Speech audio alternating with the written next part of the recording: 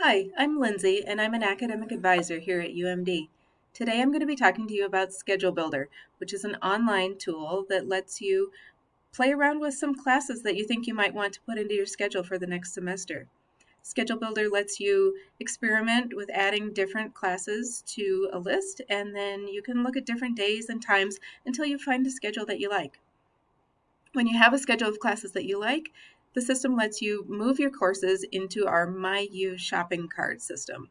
That's the system where you'll actually enroll in classes, and Schedule Builder is what you use for the planning process. You can follow along if you'd like and check out Schedule Builder with me. First, you're going to log on at schedulebuilder.umn.edu. That brings you here to the home screen where you'll find the Duluth campus in the left drop-down menu here. And then you also need to make sure that you've selected the correct term or semester that you want to be planning for here in the right menu. Before we start making a list of classes we're interested in, let's look at some of the optional settings along the left side of the screen. Over here under Semester Plan, click on Options. I'm going to name this plan Fall 2022. Later, if you want, you can build additional plans for future semesters. Down here under Credit Target, I'm going to choose 20 credits. You might not actually want to enroll in that many credits, but this will give us a little wiggle room to look at some options while we're planning. You will probably hear that 15 credits per semester is a nice average to keep you on track for graduating in 4 years. But every major is a little different. In some majors, it's common to have closer to 20 credits, or you might choose to have fewer credits in a particular semester for a variety of reasons. In the right column, you can make some additional selections based on whether or not you want to consider waitlisted selections. Those are sections of course that are already full at this time, or whether you prefer in-person sections or also want to consider courses that are online or partially online. I suggest you leave the third area set to prefer regular session sections, and make sure the fourth area includes undergraduate courses. Now we can start to build a list of desired courses. You might have a list of specific courses that you need, provided by your advisor or from looking at your major requirements in the university catalog. I'll have a separate video that shows how to search for specific courses. If you don't have a list of courses, you can explore available courses based on the course subject, or based on which liberal education requirement the course fulfills. For now, let's browse by subject. Now you'll see an alphabetical list of all the different subjects offered at UMD this semester. As an example, I'll explore some classes in the art department. This shows you a list of courses that are being offered this semester in the art department. Notice at the top that they're divided into different levels. First-year students will usually take classes that are mostly at the 1,000 and 2,000 level.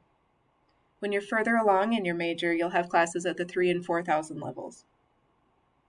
Each course has a number and a name. Each one also has a short description and shows you how many units that course is worth. Units is the same thing as credits. Let's look a little closer at Art 1900. Visual Literacy is the name of this course. You'll notice that there's a label below it that shows that this course is part of the Fine Arts category. This is one of the categories for the liberal education program. We'll talk a bit more about that later, but it's good to notice these labels. When you see a course that interests you, click on Show Sections. And now you can see that this course has 2 different sections in this upcoming semester. There's a Tuesday-Thursday course from 9:30 to 10:45, and another Tuesday-Thursday option from 2 o'clock to 3:15. They're identified as Section 1 and Section 2 right here. You'll also want to notice these colored symbols at the left. In general, you want to be looking for courses that have this green check mark, because that means they still have open seats. I'll explain in a minute what the purple flower means. You can also see here which dates the course begins and ends, the building and room number of the course, the instructor's name, and the number of seats that are currently filled in that class. These extra numbers in the orange boxes indicate how many seats are filled on the waiting list. Now let's click this button to view details. Once you do that, you'll see a few extra details. The top area here is showing more details for Section 1, and below that are more details for Section 2. One of the extra details you can see is instruction mode, which for this course is in person. Another detail you might notice is reserved seating on some courses. This relates to that purple flower symbol that we saw. Although only 26 out of 40 seats are currently filled in this course, the reserved seating note explains that a portion of the remaining seats are reserved for pre-art majors. Other students can only get on the waiting list right now.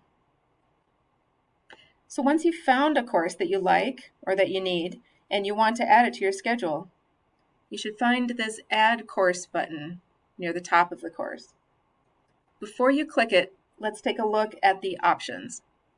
You can choose whether you definitely require this course, whether you just prefer this course. You can also choose if you definitely don't want to take this course, you can exclude it from future searches. But what if you have a preference about wanting or needing to enroll in a specific section of a course? You can make those same kinds of choices under the Add Section button. I'm going to specify this section that currently still has open seats. And now you can see over in the left column that a class has been added to our preferred list. We didn't specify that that class was required, but we just said it was preferred, so it's going on a list. You can feel free to browse a couple of more subjects and choose some more classes that look interesting to you. But also you should check out our next videos that will show you how to choose courses based on required liberal education categories, how to search by course name and number, and how to move your final selections into the MyU shopping cart for the actual enrollment. Thank you.